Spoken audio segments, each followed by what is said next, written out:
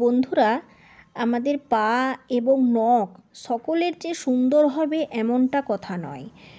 আমরা পা নিয়ে সারাক্ষণ কাজ করি, তাই পা খারাপ হতে পারে, নখকুনি হতে পারে, নখ ভেঙে যেতে পারে, নখ পচেও যেতে পারে।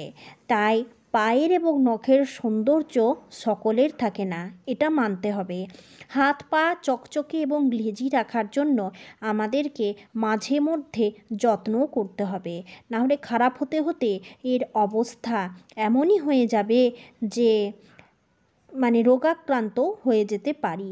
তার জন্য আমাদেরকে কিছু ঘরোয়া টোটকা ফলো করতে হয়।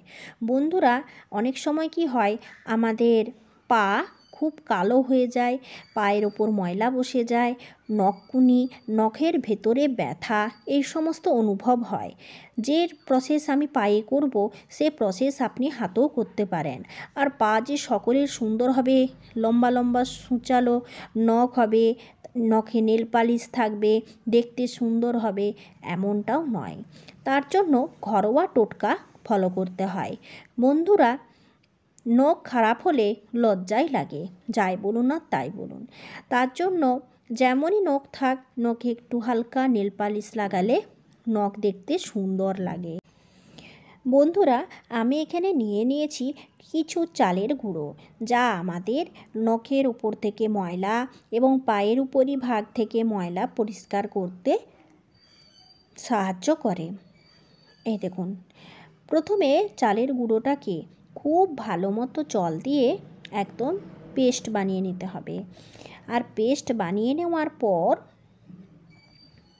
পেস্ট ভালোভাবে বানিয়ে নেওয়ার পর পায়ে ভালো করে মালিশ করতে হবে। পায়ের তলা এবং পায়ের উপরিভাগ ভালো করে মালিশ করতে হবে, সাথে নখও ম্যাসাজ করতে হবে।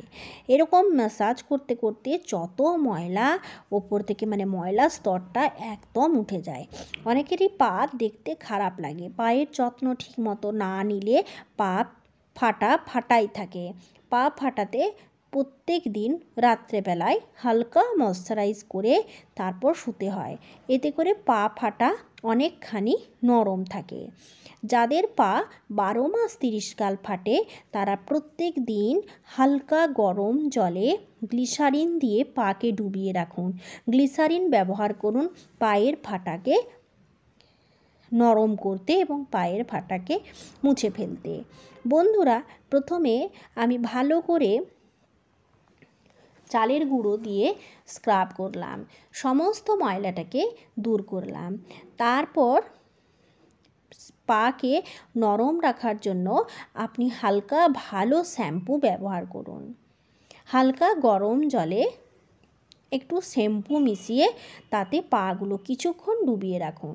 এতে করে আপনার পায়ের তলার যে ব্যথা, সেই ব্যথাও মরবে, নখকুনির ময়লা দূর হবে, পা ফাটার ভেতর থেকে ময়লা দূর হবে, তার সাথে সাথে পা অনেকক্ষণ নরম থাকবে।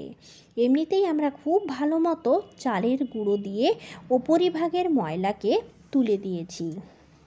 বন্ধুরা, আশ্চর্যভাবে আপনার পায়ের ময়লা পরিষ্কার হবে এবং কালো পায়ের যত ময়লা আছে সব উঠে গিয়ে পা ঝকঝকে হবে।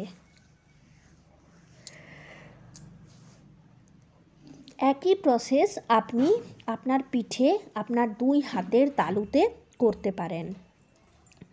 পা ভালো মতো পরিষ্কার হয়ে গেলে প্রথমে একটা বাটিতে কিংবা একটা চামচে কিছুটা বেকিং সোডা নেন। বেকিং সোডা, ভিনেগার, এগুলো আমাদের নখের জমে থাকা পুরানো ফাঙ্গাল ইনফেকশনকে দূর করতে সাহায্য করে।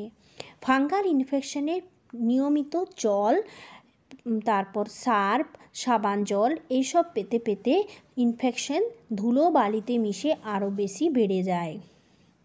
তার জন্য নখ পরিষ্কার রাখা অতি অবশ্যই উচিত, সেটা পায়ের হোক কিংবা হাতের হোক। নখের ফাঙ্গাল ইনফেকশনকে থেকে নখকে বাঁচাবার জন্য আপনাদের এই ঘরোয়া টোটকাটা অবশ্যই ফলো করতে হবে, এতে নখকুনিও ভালো হয়। বন্ধুরা, ভিনেগার আপনারা কিনে রাখুন সব সময়ের জন্য বাড়িতে। ভিনেগার কিনলে অনেকখানি আপনারা হেল্প পাবেন। বন্ধুরা, এরপর এই ভিনেগারের সঙ্গে সোডা খুব ভালোভাবে মিশিয়ে রাখুন। ভিনেগার এবং বেকিং সোডা মেশালে ফেনা উৎপন্ন হয়। এরপর এটা পায়ের আঙুলের ফাঁকায় ফাঁকায় ভালো করে ঘষে নিন। যদি আপনার হাজা থাকে সেটাও নষ্ট হয়ে যাবে, আর নখকুনির ভেতরে থাকা ময়লা দূর হবে। তার সাথে সাথে নখকুনির ব্যথা, নখ ভালো হয়ে যাবে এবং নখের ফাঙ্গাল ইনফেকশন দূর হবে, হাজাও দূর হবে। বন্ধুরা, নখে অনেক সময় ময়লা জমে থাকে, তা পরিষ্কার হয় না এবং অপরিষ্কারের উপরেই আমরা অনেক সময় ওষুধ লাগিয়ে ফেলি। যাদের যাদের পা ফাটা আছে তারা বেশি সমস্যা হয় পা ফাটাটা যখন বেশি হার্ড হয়ে যায়, চামড়া উঠতে থাকে। পাটাকে পরিষ্কার করবার জন্য, হাতকে পরিষ্কার করবার জন্য, হাত নরম রাখার জন্য ভালোভাবে হাত পাকে পরিষ্কার করে হালকা গরম জলে 1 চামচ ভিনেগার দিয়ে কিছুক্ষণ ডুবিয়ে বসে থাকুন। তারপর দেখবেন আপনার পা ফাটা কতখানি নরম হয়ে গেছে। এছাড়াও আপনি হাতও কিন্তু এতে ডুবিয়ে রাখতে পারেন। বন্ধুরা, এই গ্লিসারিন এই অতিরিক্ত শীতে আমাদের প্রত্যেকের ব্যবহার করা উচিত। ঠোঁট ফাটা থেকে আমাদের রক্ষা করে এই গ্লিসারিন। হাত ফাটা, হাতে অনেক সময় দাগ হয়ে যায়, যাদের হাত ফাটা দাগ হয়ে যায়, কালো কালো দাগ হয়ে যায়, সবজি কাটার পরেও খুব বেশি দাগ হয়ে যায়, তারা হাতে কিছুটা ভিনেগার এবং বেকিং সোডা নিয়ে খুব ভালোভাবে মালিশ করুন। গ্লিসারিন মেখে নিন কিংবা কোনো ময়শ্চারাইজিং লোশন মেখে নিন। তারপর দেখবেন হাত কতখানি নরম থাকে। না হলে কালো ফাটা দাগ ধীরে ধীরে বাড়তে বাড়তে এত বড় সমস্যা হয়ে যায়, হাত লোকের কাছে বের করতেই লজ্জা লাগে। তো বন্ধুরা, হাত পাকে ভালো রাখার জন্য, চকচকে উজ্জ্বল রাখার জন্য, ময়লামুক্ত রাখার জন্য, নরম রাখার জন্য আপনারা কিন্তু সহজেই এই ঘরোয়া টোটকাগুলো খুব কম খরচের মধ্যে ফলো করতে পারেন। প্রথম অবস্থায় আপনার পা কেমন দেখেছিলেন, এখন আপনার পা দেখুন কত সুন্দর হয়ে গেছে এবং উপরের ময়লা সব কিন্তু ছেড়ে গেছে। এরপর আপনি ডিপ ময়শ্চারাইজ করুন আপনার পাকে, ভালোভাবে সমস্ত ময়লা তুলে স্ক্রাব করে লোশন লাগিয়ে নেন। তারপর মোজা পরে ঘুমিয়ে পড়ুন। পরের দিন সকালে দেখবেন পা ফাটা কতখানি নরম হয়েছে, মোলায়েম হয়েছে এবং তার সাথে সাথে পা কত সফট হয়েছে আর দেখতেও সুন্দর লাগছে। এরকমভাবেই হাত এবং পায়ের যত্ন করুন।